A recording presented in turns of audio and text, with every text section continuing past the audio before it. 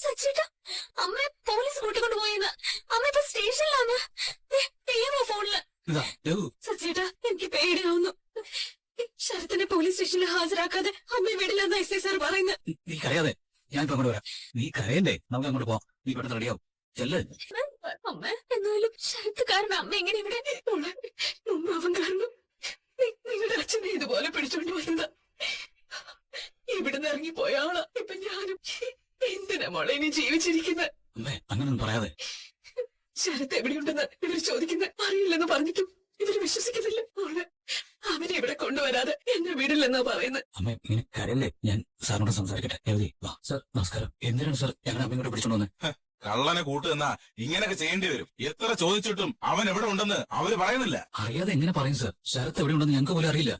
നിന്റെ അമ്മയല്ലേ പരാതി എന്ന്? കള്ളനെ പിടിക്കാനേ മോളിൽ നിന്ന് പ്രഷറുണ്ട്. സോഷ്യൽ മീഡിയ എന്നുള്ള അക്രമം വേറെ. സാർ, അതിന് നിങ്ങൾ അവനെ പിടിക്ക്. അമ്മ എന്തിനാ പിടിക്കണ വന്നേ? അവരെന്ത് പിഴച്ചു? അവന്റെ അമ്മ ഇവിടെ പിടിച്ചിരുത്തി എന്നറിഞ്ഞാലേ അവൻ ഇവിടെ വന്നോളൂ.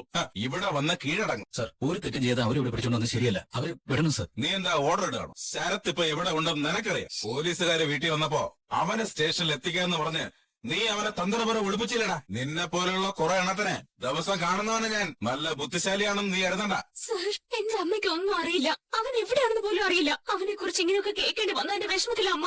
എന്റെ അമ്മ പാവാണ് സാർ. അമ്മയെ വെറുതെ വിടണം സാർ. Sir please. കരഞ്ഞിട്ടൊന്നും കാര്യമില്ല. നിങ്ങളുടെ അനിയൻ എവിടെ ഉണ്ടെന്ന് പറ, അല്ലെങ്കിൽ അവനെവിടെ എത്തിക്ക്. എന്നിട്ട് നിന്റെ അമ്മേനെ കൂട്ടിക്കൊണ്ട് പൊയ്ക്കോ. സാർ, ഞങ്ങളെ കൊണ്ട് അതിന് കഴിയില്ല. അവൻ എവിടെ ഉണ്ടെന്ന് ഞങ്ങൾക്ക് അറിയില്ല. ഞങ്ങൾ പറയുന്നത് വിശ്വസിക്കണം സാർ. അമ്മ വിടണം sir. Sir please, please. Sir please. തൊഴുതിട്ടോ കരഞ്ഞിട്ടോ കാല് പിടിച്ചിട്ടോ ഒരു കാര്യമില്ല. സാർ, ഇത് എന്ത് അന്യായമാണ്? കട്ടവനെ കിട്ടിയില്ലെങ്കിൽ കണ്ണവനെ പിടിക്കുന്ന പോലെ. ഇത് ശരിയല്ല. വെറുതെ നീ എന്നെ ന്യായം പഠിപ്പിക്കണ്ട. സച്ചേട്ടാ, ഇവരെ കൊണ്ട് പൊയ്ക്കോ, അല്ലെങ്കിൽ നിന്നെയും പിടിച്ചകത്തിടും. സാർ, എന്താ സാർ ഇത്? Sir, sir please. അവനെ എത്രയും പെട്ടെന്ന് ഇവിടെ എത്തിക്കുന്നതാ നിനക്ക് നിന്റെ കുടുംബത്തിന് നല്ലത്. Sir please. ഇനി ഒരു അക്ഷരം വേണ്ടി പോകരുത്. എന്ത് ചെയ്യണമെന്ന് എനിക്കറിയാം. സച്ചേട്ടാ, ഒന്ന് പറ സച്ചേട്ടാ. സാർ, സാർ, ഞാൻ പറയുന്നു. ഇവരെ പിടിച്ച് പുറത്താക്കി. സാർ, പോ. അതൊന്ന് പറയട്ടെ. അവിടെ ഇരിക്കെ. അങ്ങോട്ട്. സാർ, സാർ, സാറിന് എന്നെ പരിചയമുള്ളല്ലേ? എന്തുകൊണ്ട് എന്തെങ്കിലും പെരുമാറുന്നത്? ഞാൻ എന്ത് ചെയ്യാനും സച്ചി? അദ്ദേഹം പറഞ്ഞാ പിന്നെ എനിക്ക് കേൾക്കാതിരിക്കാൻ പറ്റുമോ? സാർ, എങ്ങനെയെങ്കിലും ഒന്ന് പറഞ്ഞു നോക്കോ പ്ലീസ്. സാർ, ഒന്ന് ശ്രമിക്കും സാർ, പ്ലീസ്. എന്ത് പറഞ്ഞിട്ടും അദ്ദേഹം കേൾക്കുന്നില്ലല്ലോ. സാർ പ്ലീസ്, ഒന്ന് പറ സാർ. സച്ചി, ഞാൻ വിചാരിച്ച് നടക്കുന്ന കാര്യമല്ല. Sir, sir, sir please sir. Sachi, ഞാൻ വിചാരിച്ച് നടക്കില്ല. നീ വേറെ എന്തെങ്കിലും ചെയ്യാൻ പറ്റുമോ നോക്ക്. എസ് ഐ പോകുന്നു. Sir, sir, sir, sir, sir, sir please sir. അമ്മയെ വിടണം സാർ. കഷ്ടമാണത്. Please sir. അമ്മയ്ക്ക് സുഖമില്ലാത്ത സാർ. വീട്ടിലാണെങ്കിൽ അമ്മയും മോള് മാത്രമേ ഉള്ളൂ. അവളാണെങ്കിൽ ആകെ തകർന്നു പറ്റില്ല. Please sir. ശരത്ത് എവിടെയാണെന്ന് ഞങ്ങൾക്ക് അറിയില്ല. ഞങ്ങൾ അന്വേഷിച്ച് കണ്ടെത്താം സാർ. എവിടെയാണെങ്കിലും അവനെ കണ്ടുപിടിച്ച് ഇവിടെ എത്തിച്ചോളാം. അമ്മയൊന്ന് വിടണം സാർ. ഇതൊന്നും താങ്ങാൻ അമ്മയ്ക്ക് പറ്റില്ല. അമ്മയെ വിട്ടേക്ക് സാർ. ഇതൊരു സാധാരണ കംപ്ലൈന്റ് അല്ല. ഈ വിഷയം സോഷ്യൽ മീഡിയയിൽ വന്നതാ. പോലീസുകാരെയാണ് എല്ലാവരും കുറ്റപ്പെടുത്തുന്നത്. നല്ല പ്രഷറുണ്ട്. അറിയാം സാർ. ഞാൻ എങ്ങനെയെങ്കിലും അവനെ കണ്ടെത്തി സാറിന് മുന്നിൽ എത്തിച്ചോളാം. അമ്മയൊന്ന് വിടണം സാർ. ഞാൻ നിനക്ക് ഒരു ദിവസത്തെ സമയം തരാം. അവനിവിടെ എത്തിച്ചിരിക്കണം. ഇല്ലെങ്കിൽ നിങ്ങളുടെ അമ്മയ്ക്കെതിരെ ഞാൻ കേസെടുക്കും. അവരും കൂടെ അറിഞ്ഞാണ് ഈ മോഷണം നടന്നതെന്ന് എനിക്ക് പറയേണ്ടി വരും. ഇപ്പൊ അവരെ കൂട്ടിക്കൊണ്ട് പൊയ്ക്കോ. Thank you sir. സാർ, അവരെ വിട്ടേക്ക് സാർ. മറക്കണ്ട, ഒരു ദിവസമാണ് സമയം. ഇല്ല സാർ, എങ്ങനെയെങ്കിലും ഞാൻ എത്തിച്ചോളാം. ശരി. സച്ചേട്ടാ, അവന് വിഷമിക്കണ്ട. ഇങ്ങനെ തലതിരിഞ്ഞ മക്കളുണ്ടായാലേ ഇതേപോലെ സ്റ്റേഷനിലൊക്കെ ഇരിക്കേണ്ടി വരും. ഇതൊക്കെ സമയദോഷമാണെന്ന് കരുതിയാ മതി. തൽക്കാലം നിങ്ങൾ വെക്കോളൂ. എസ് ഐ സാർ പറഞ്ഞിട്ടുണ്ട്. ഈ വയസ്സിൽ അവനെ കൊണ്ട് ഇങ്ങനെയൊക്കെ അനുഭവിക്കാനായിരിക്കും വിധി. മോനെ, നീ അവനെ കൂട്ടിക്കൊണ്ടുവാ. പോലീസിൽ ഏൽപ്പിക്കും. അവൻ ചെയ്ത തെറ്റിനുള്ള ശിക്ഷ അവൻ അനുഭവിക്കട്ടെ. ഇല്ലമ്മേ, അവനെ ഞാൻ അങ്ങനെയൊന്നും വിട്ടുകൊടുക്കില്ല. അവനെ ഞാൻ കൂട്ടിക്കൊണ്ട് വന്നാ ഇവരവനെ ജയിലിലടയ്ക്കും. സച്ചി, സാർ, നിങ്ങൾ ഏതെങ്കിലും നല്ലൊരു അഡ്വക്കേറ്റിനെ കാണും. ശരത്തിന്റെ കേസ് കോടതിയിൽ എത്താതെ പരിഹരിക്കാൻ നോക്കും. കേസായാൽ അവന് ജയിലിൽ കിടക്കേണ്ടി വരും. സാറിന്റെ പരിചയത്തില് നല്ല അഡ്വക്കേറ്റ്സ് കാണുമല്ലോ. ആരെ കണ്ടെന്ന് വെച്ചാൽ സാർ തന്നെ പറഞ്ഞു. അഡ്വക്കേറ്റ് വിജയകൃഷ്ണൻ സാറിനെ കണ്ടാൽ മതി. നേരിട്ട് പരിചയമില്ലെങ്കിലും അദ്ദേഹത്തെ കുറിച്ച് കേട്ടിട്ടുണ്ടാവുമല്ലോ. വാരച്ചിറ ജംഗ്ഷന് സമീപത്താണ് അദ്ദേഹത്തിന്റെ ഓഫീസ്. ഇപ്പൊ തന്നെ ചെന്നൊന്ന് കാണാം സാർ. താങ്ക്സ്. ശരത്തിന് ജയിലിൽ പോണ്ടി വരില്ല. എനിക്ക് ജീവനുണ്ടെങ്കിൽ ഞാൻ അവനെ ഈ കേസിന് രക്ഷിച്ചെടുക്കും. അങ്ങനെ തോറ്റു കൊടുക്കാൻ മനസ്സില്ല. സച്ചേട്ടാ, നമുക്ക് പെട്ടെന്ന് തന്നെ പോയി അഡ്വക്കേറ്റിനെ കാണണം. ഇവരെ വീട്ടിൽ കൊണ്ട് വിട്ടതിന് ശേഷം കാണാം. നിങ്ങളൊന്ന് വണ്ടി കയറാം. അവന്റെ എന്തിനാ ഇപ്പോ അവന്റെ ഓഫീസിലേക്ക് നിന്നോട് വരാൻ പറഞ്ഞത്? അവനും അയാളുടെ ഡീലിംഗ്സ് ഒക്കെ കഴിഞ്ഞില്ലേ? നവീൻ ദാസിന്റെ ശല്യം അവൻ അവസാനിപ്പിച്ചു. നീ വീഡിയോ അവന് കൊടുക്കുകയും ചെയ്തു. പിന്നെന്തിനാ ഇപ്പൊ വരാൻ പറഞ്ഞത്? അറിയില്ലടി, ഒഴുക്കുള്ള വെള്ളത്തിൽ ഒരു ഇല വീണാലേ വെള്ളം ഒഴുകുന്ന ഇടത്തെല്ലാം ആ ഇലയ്ക്ക് പോണ്ടി വരും. എന്റെ ലൈഫും ഇപ്പൊ അതുപോലെയാ. എപ്പോ എന്ത് നടക്കുമെന്ന് പറയാൻ പറ്റില്ല. ഇനിയിപ്പോ പുതുതായി എന്തെങ്കിലും പ്രശ്നമുണ്ടോ? അതൊന്നും എനിക്കറിയില്ല. നീ വാ. എന്തിനാ എന്റെ പെട്ടെന്ന് വരണമെന്ന് പറഞ്ഞേ? അത് ശ്രുതി, ചെറിയൊരു പ്രശ്നമുണ്ട്.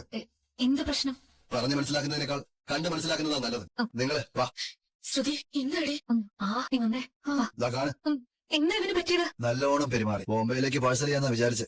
പക്ഷേ അടി ഇവന് താങ്ങാൻ പറ്റിയില്ല. ഇങ്ങനെ ആയിപ്പോയി. ആള് മരിച്ചോ? നീയൊക്കെ എവിടെ നിന്ന് വരുന്നു? മരിച്ചാക്കി ഡ്രിപ്പ് ഓക്സിജൻ കൊടുക്കും. മരിച്ചിട്ടൊന്നുമില്ല, ജീവനുണ്ട്. എല്ലാരും മാറി മാറി ഇടിച്ചപ്പോഴേ നെഞ്ചിടിച്ച് തറയെ വീണത്. അപ്പോഴേ ബോധം പോയി. പിന്നെ ഇതുവരെ എഴുന്നേറ്റിട്ടില്ല. എനിക്ക് പരിചയത്തിലുള്ള ഒരു ഡോക്ടറെ വിളിച്ച് നോക്കിയായിരുന്നു. ഇവനെ പെട്ടെന്ന് ഹോസ്പിറ്റലിലേക്ക് കൊണ്ടുപോയി ട്രീറ്റ്മെന്റ് കൊടുക്കണം, ഇല്ലെങ്കിൽ ഒരാഴ്ച പോലും നിൽക്കില്ല. ഇവൻ മരിച്ചു പോന്നാ പറഞ്ഞു. അപ്പൊ തന്നെ നീ ഇവനെ ഹോസ്പിറ്റലിൽ എത്തിക്കല്ലേ വേണ്ടത്? എന്നിട്ട് ഞാൻ ജയിലിൽ പോകണമായിരിക്കും അല്ലേ? ഹോസ്പിറ്റലിൽ കൊണ്ടുപോയി അവർ പോലീസിന്റെ അടുത്ത് പറയും, കേസാവും. എന്തിനാ ഇവൻ ഇങ്ങനെ അടിച്ചേ? ഇതൊക്കെ ഒരു അടിയാണോ? ഇവന് താങ്ങാനുള്ള ശേഷിയില്ലായിരുന്നു, അതാണ് ഇങ്ങനെ ആയി പോയത്. ഇവൻ അടുത്ത കാലത്ത് രണ്ടാമതൊരു കല്യാണം കഴിച്ചിരുന്നല്ലോ. ഇവന്റെ ഭാര്യ ഇവനെ കാണാനില്ല എന്ന് പറഞ്ഞ് പോലീസ് പരാതി കൊടുത്താ അവരന്വേഷിക്കും. ഒടുവിൽ ഇവിടെ എത്തുകയും ചെയ്യും. പോലീസ് എന്നെ ഇവരെ അറസ്റ്റ് ചെയ്താലേ എനിക്ക് വേറെ വഴിയില്ല ശ്രുതി. ഞാൻ നിന്റെ പേര് പറയും. അതിന് ഞാൻ ഇവനെ അടിച്ച് ഈ പരുവത്തിലാക്കാൻ പറഞ്ഞോ? പറഞ്ഞിരുന്നു. അവൻ ഇനി എന്നെ തേടി വരരുത്, അവന് ശല്യം ഉണ്ടാവരുത്, അവന് എന്ത് വേണേലും ചെയ്തോന്ന് നീയല്ലേ പറഞ്ഞേ? അവൻ മരിച്ച അതിന് ഉത്തരവാദി ഞാൻ മാത്രമല്ലല്ലോ, നീയും കൂടിയാ. അങ്ങനെ ഒറ്റയ്ക്ക് ഞാൻ കുറ്റം ഏറ്റെടുക്കില്ല. നിന്റെ പേരും പറയും. ഒരുപക്ഷെ എന്നേക്കാൾ ശിക്ഷ നിനക്കായിരിക്കും കിട്ടുന്നത്. ജീവിത അവസാനം വരെ ജയിലിൽ കിടക്കേണ്ടി വരും. നീ എന്നെ ഭീഷണിപ്പെടുത്താണോ? ഞാൻ എന്തിനു നിന്നെ ഭീഷണിപ്പെടുത്തണം? ഇവൻ മരിച്ചാ അതോടെ എല്ലാം തീരും. എന്തെങ്കിലും ഉടനെ ചെയ്യണം. അതിനെക്കുറിച്ച് സംസാരിക്കാൻ വേണ്ടിയാ നിന്നോട് വരാൻ പറഞ്ഞത്. കൂടുതലൊന്നും സംസാരിക്കാനില്ല. ഇവനെ ഇത്രയും പെട്ടെന്ന് ഹോസ്പിറ്റലിൽ എത്തിക്കണം, അല്ലാതെ വേറെ വഴിയില്ല. നിനക്കെന്താ പറഞ്ഞ മനസ്സിലാവില്ലേ? എത്തിച്ച പോലീസ് കേസാവും, നമ്മൾ അകത്താവും. എന്റെ ഫ്രണ്ടിന്റെ പരിചയത്തില് വയനാട്ടിലൊരു ചികിത്സാ കേന്ദ്രമുണ്ട്. ഒരു പ്രത്യേക ചികിത്സാ രീതി അവിടെ. അല്പം ചെലവുള്ള ചികിത്സയാ. ഇവനെ അവിടെ കൊണ്ടുപോയാലോന്നാ ഞാൻ ആലോചിക്കുന്നത്. അവിടെ ആവുമ്പോ വളരെ രഹസ്യമായിട്ട് ചികിത്സിക്കാം, പോലീസ് അറിയയില്ല. കൂടുതലൊന്നും ആലോചിക്കണ്ട. എത്രയും പെട്ടെന്ന് ഇവനൊന്ന് അവിടെ എത്തിക്കാൻ നോക്ക്. എത്തിക്കുന്നതൊന്നും വലിയ വിഷയമല്ല, പക്ഷേ ചികിത്സയ്ക്ക് ഒരു 2 ലക്ഷം രൂപ വേണ്ടി വരും. അതിനിപ്പോ എന്താ? കാശ് കടം കൊടുക്കുന്ന ആളല്ലേ ആന്റണി? ആന്റണിയുടെ കയ്യിൽ ഇഷ്ടംപോലെ കാശുണ്ടല്ലോ, എടുത്ത് ചെലവാക്ക്. ഇവനെ രക്ഷിക്കാൻ ഞാനെന്തിന് കാശ് ചെലവാക്കണം? മരിച്ച രാജീവനാന്തം ജയിലിൽ കിടക്കേണ്ടതേ ശ്രുതിയാ. ഇവള് കാശ് ചെലവാക്കട്ടെ. നീ എനിക്ക് 2 ലക്ഷം രൂപ തന്നാ ഞാൻ ഇവനെ ഇപ്പൊ തന്നെ വയനാട്ടിലേക്ക് കൊണ്ടുപോകും. എന്റെ അതിന് മാത്രം കാശൊന്നും ഇല്ല ആന്റണി. കാശില്ലെങ്കിൽ കടം വാങ്ങിച്ച് എവിടെന്നെങ്കിലും കൊണ്ടുപോവാ. പെട്ടെന്ന് ചികിത്സ കൊടുത്തില്ലെങ്കിൽ മരിച്ചു പോകും. നീ ജയിലിൽ പോകേണ്ടി വരും. നീ ഏതോ വിഷയത്തില് നിന്റെ കുടുംബത്തെ ചതിച്ചിട്ടുണ്ട്, എന്തോ മറച്ചു പിടിക്കുന്നുണ്ട്. വിഷയം എന്താണെന്ന് നവീൻദാസിന് അറിയാം. അതുകൊണ്ടാ നീ ഇവനെ പേടിക്കുന്നെന്ന് എനിക്ക് മനസ്സിലായി. ഇവൻ മരിച്ചാ എല്ലാം പോലീസിലേക്ക് എത്തും. നിനക്ക് എല്ലാം തുറന്ന് പറയേണ്ടി വരും. ഈ വിഷയം എല്ലാവരും അറിയും. അതുകൊണ്ട് ഇവൻ മരിക്കാതിരിക്കേണ്ടത് എന്താന്ന് വെച്ചാൽ നീ ചെയ്യാം. നീ എന്നെ ഇങ്ങനെ ഒരു അവസ്ഥയിൽ എത്തിക്കുന്ന എനിക്ക് അറിയില്ലായിരുന്നു. ഇപ്പൊ എന്റെ കാശില്ല, എനിക്ക് കുറച്ച് ടൈം വേണം, ഞാൻ തരാം. ടൈമൊന്നുമില്ല, പെട്ടെന്ന് വേണം. ഇവൻ മുകളിലോട്ട് പോയ ശേഷം നീ കാശുമായിട്ട് വന്നിട്ട് ഒരു കാര്യമില്ല. ഞാൻ പെട്ടെന്ന് കൊണ്ടുവരാൻ നോക്കാം. മീര, അവള് കാശിയിലൊന്ന് പറഞ്ഞല്ലോ, ഇനി ഞാൻ പോട്ടെ. അവള് വരുമ്പോ ഇവിടെ ഒന്ന് കിടന്ന പോരെ. തൽക്കാലം നീ അവിടെ നിൽക്കേ. കാശ് വരട്ടെ. ഈ 2 ലക്ഷത്തിൽ നിർത്തില്ലല്ലോ നമ്മള്. ഇനി എത്ര കാശ് വാങ്ങിക്കാനിരിക്കുന്നു? ഒടുക്ക അവളുടെ ഭർത്താവിന്റെ ഷോറൂം വരെ അവർക്ക് വിൽക്കേണ്ടി വരും. ദേ, ഈ കൂട്ടുകച്ചവടം ഇല്ലേ, നമ്മള് പൊടി പൊടിക്കും ആന്റണി.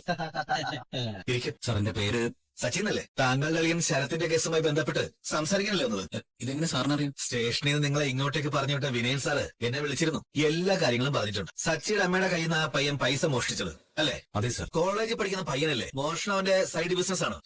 അയ്യോ അങ്ങനെയൊന്നുമില്ല സാർ, ദേഷ്യത്തിന് അറിയാതെ ചെയ്തു പോയതാ. സാർ, ശരത്ത് വീട്ടിൽ വന്നപ്പോ വീട്ടിലെ കാശ് മോഷ്ടിച്ചെന്ന് പറഞ്ഞ് അമ്മ അവനെ അപമാനിച്ചു, കള്ളനെന്ന് വിളിച്ചു. ആ ദേഷ്യത്തിലാണ് അവൻ അമ്മയുടെ കാശ് മോഷ്ടിച്ച്. ആ കാശ് അവൻ തിരികെ കൊടുക്കുകയും ചെയ്തു സാർ. പഠിക്കുന്ന പയ്യനാ സാർ, അവന്റെ പരീക്ഷ അടുത്തു. ജയിലിൽ പോയാ അവന്റെ ഭാവി എന്താവും? എങ്ങനെയെങ്കിലും അവനെ ഒന്ന് രക്ഷിക്കണം. അവൻ ജയിലിൽ പോവാതെ നോക്കണം. എനിക്ക് മനസ്സിലാവും അവന് ഇപ്പോഴും പോലീസ് പിടികൂടാത്തത് നിങ്ങളുടെ ഭാഗ്യം കൊണ്ട്. പോലീസ് അങ്ങനെ അറസ്റ്റ് ചെയ്തിരുന്നെങ്കിൽ അവനിപ്പോ റിമാൻഡിലായനെ. പോലീസ് അവനെ അറസ്റ്റ് ചെയ്യാത്തതുകൊണ്ട് നമുക്ക് ഇപ്പോഴെന്തെങ്കിലും ചെയ്യാൻ പറ്റും. അവനിപ്പോ എവിടെയാ ഉള്ളത്?